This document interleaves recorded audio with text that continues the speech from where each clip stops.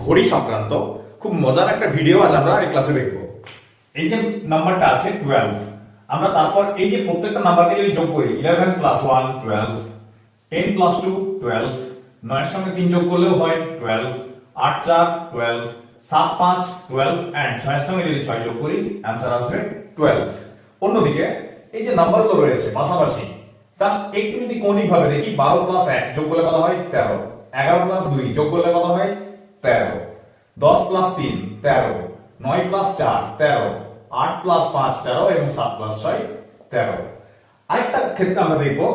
উল্টো দিকে যে নাম্বারগুলো আছে 12 থেকে যদি আমরা 6 মাইনাস করি आंसर আসবে 6, 11 থেকে যদি 5 মাইনাস করি आंसर আসবে 6, 10 থেকে যদি 4 মাইনাস করি आंसर আসবে 6, 9 থেকে 3 মাইনাস করলেও 6, 8 থেকে 2 মাইনাস করলেও 6 এবং 7 থেকে 1 মাইনাস করলেও 6। অর্থাৎ ঘড়ির যে কাঁটাগুলো সেগুলো বিভিন্নভাবে পরস্পরের সঙ্গে একটা সম্পর্কযুক্ত।